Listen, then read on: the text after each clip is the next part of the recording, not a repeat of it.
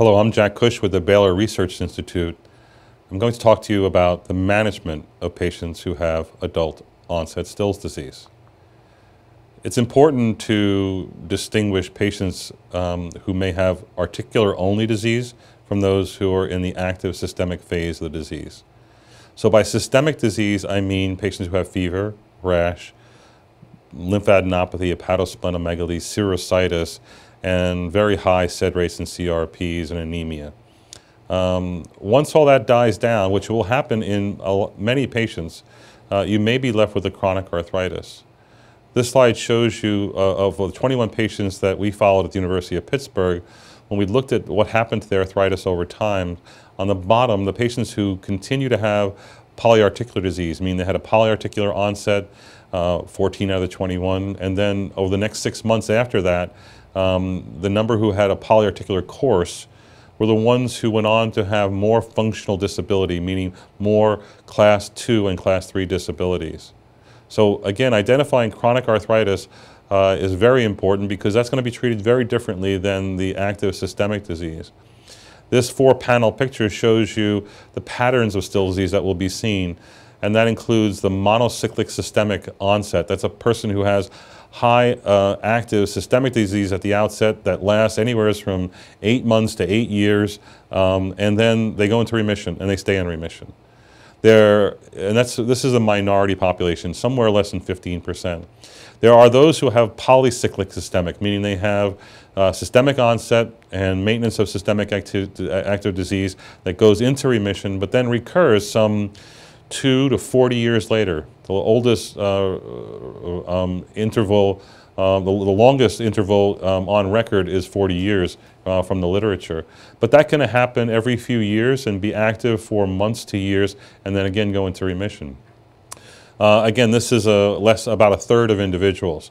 The worrisome part are the people who have chronic disease, and they can either have chronic arthritis on top of polycyclic systemic, shown in red in the bottom left, systemic flares, and then chronic blue arthritis going forward, or they can just have the systemic onset followed by the chronic arthritis. It is that last bottom quarter panel of systemic onset and chronic arthritis that it can occur in up to 1/3 of individuals that can lead to severe disabling arthritis. So again, whether you have systemic disease or articular disease mandates the therapy you will get. On the left, you can see the systemic features that would lean more towards aggressive anti-inflammatory therapies with steroids, DMARDs, and biologics. That includes fever, rash, night sweats, even polyarthritis, but again, there's a dominance of other features: the weight loss, sore throat, serositis, organomegaly, lymphadenopathy, high liver enzymes, very, very high acute phase reactants, and a high white count. However, when that all dies down, again, there is this chronic articular phase, really just manifests as an RA-like, rheumatoid arthritis-like polyarthritis. Those patients you treat just as if they have rheumatoid arthritis. So the initial therapy in active systemic disease, when you look at and review the literature, when aspirin is used, it works about a third of the time. This is mainly from children who've had this condition. There is improvement, but it's short-lived. You have to use very, very high doses, 90 to 100 milligrams per kilogram, almost to the point of producing tinnitus in every person who takes this, and putting obviously their GI tract and kidneys at risk. Very few people use aspirin and manage this condition these days. It used to be that you would try nonsteroidals in high anti-inflammatory doses. I'm talking 150 to 225 milligrams of indomethacin a day, or 3,200 milligrams of ibuprofen in split doses. Again, that can control a lot of the features of the condition, not put them into remission, but can control the features in as much as 60% of individuals. But again, there still is a high risk of GI and renal toxicities. Hence, there is a large reliance early on in high-dose steroids. And unfortunately, low-dose steroids does not work very well. 5, 10, 20 milligrams of prednisone is usually insufficient to control active acute onset systemic disease. You will need between 60 and 80 milligrams of prednisone, often in divided doses. This works in 85% of individuals and is certainly indicated in patients who have aggressive systemic disease with multi-organs involved, patients who have very worrisome LFT elevations and hepatocellular involvement with hepatomegaly and even splenomegaly, and patients who have life-threatening complications like pericardial tamponade or severe pneumonitis requiring intubation and or respiratory support. Again, it's important to make the diagnosis early on so you can know what to do after steroids. And right now, one of the leading debates in the literature is whether or not one should use an IL-1 or an IL-6 inhibitor as a way of making a diagnosis soon after using steroids, as opposed to waiting and using a biologic only after they failed DMARD therapy and steroids. So the past approach was to use steroids or nonsteroidals to initially manage patients with this condition. Again, as they seem to have had their diagnosis confirmed, the use of either adjunctive methotrexate along with high-dose prednisone, or to go to an IL-1 inhibitor has been a more recent development. And then now I think the argument is what is going to be the role of IL-1 or IL-6 inhibitors, as these can be rapidly effective, can take patients with active systemic disease and put them into remission really quickly, and without the need for background therapy with either methotrexate or even steroids. So that we're going to need research to better define the role of those drugs in treating and defining the condition. You can see that IL-1, when it is produced in a circadian fashion. The IL-1 levels are shown in this graph, and they sort of peak early on in the evening, somewhere in the late evening, and then they go down as endogenous cortisol levels, shown here in orange, come up, which happens early in the morning. So that's why it's unusual for patients with a circadian cytokine syndrome to have a fever at 7 a.m. because the IL-1's at its lowest point, endogenous cortisol is at its highest point, and they're almost never febrile at 7 a.m. when they have Still's disease. The same can be shown here with IL-6 and its circadian distribution. You can see that the fever pattern follows the peak in IL-6, which occurs around 10 p.m. at night, 8 to 10 p.m., and then an hour or two later is the peak in fever. Again, this is often why the fevers are very high in this condition. So it is not known whether this is a predominant IL-1 or IL-6 driven disease, as both therapies seem to work. We do not have a diagnostic test, but there are a number of therapies that can be used to treat patients with active systemic disease. And these are shown for you here, along with their dosing and their relative cost. Methotrexate can be used to steroid-spare individuals and with high doses, but methotrexate is certainly very easy to administer and can be fairly cheap by comparison to the biologic agents. The biologic agents, including TNF inhibitors, the IL-1 inhibitors, can be used weekly or daily at a cost of about $20,000 a year.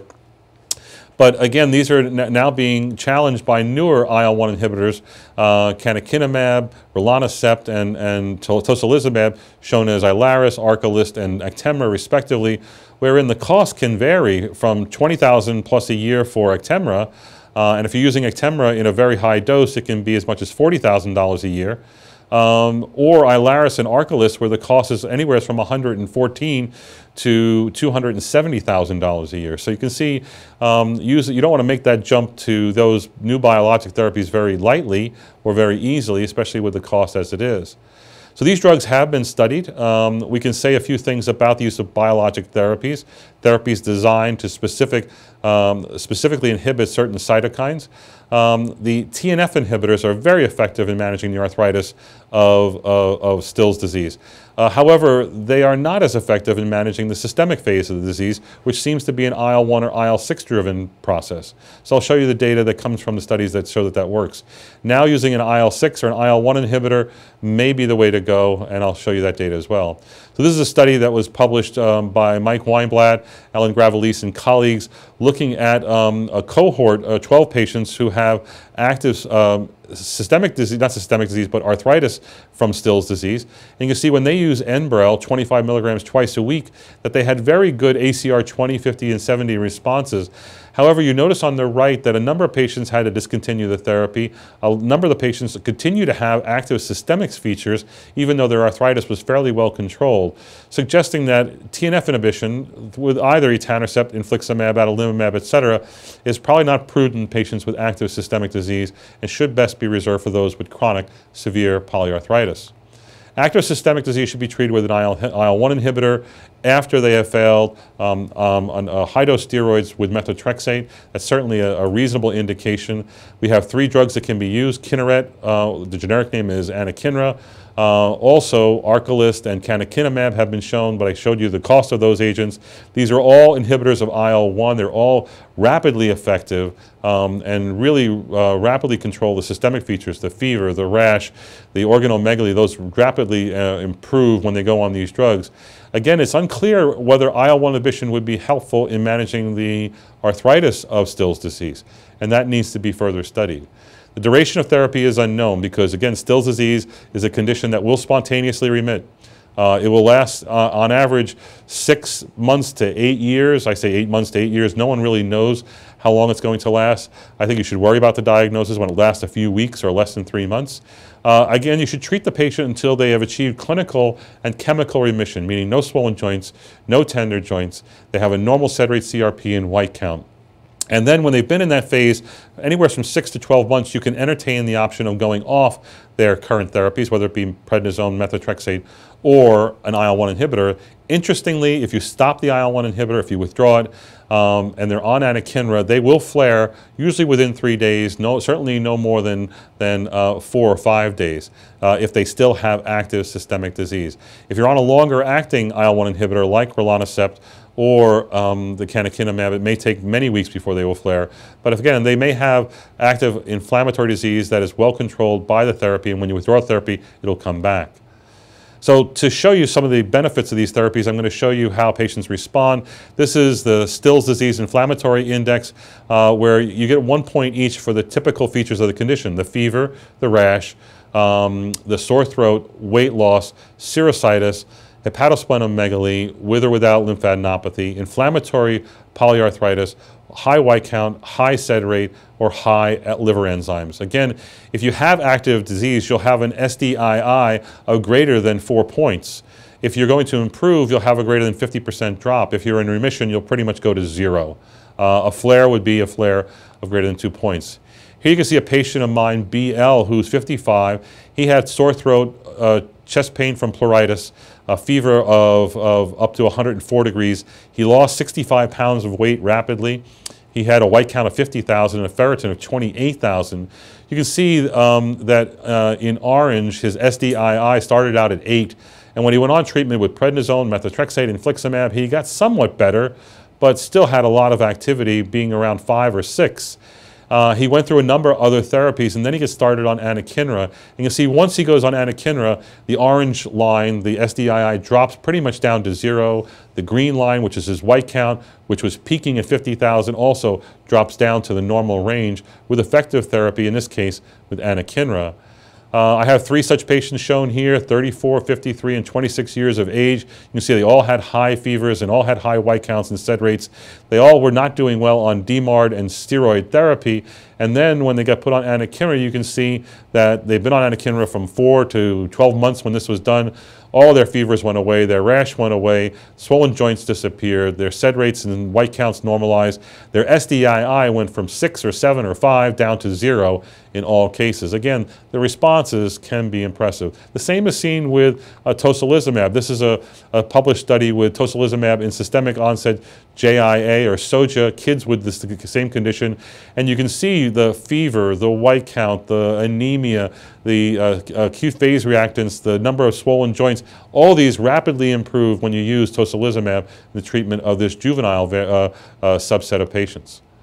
If you use Anakinra, you can have injection site reactions shown here in the abdomen, or they can be more numerous, as this person who had injection site reactions in the first 26 days of treatment.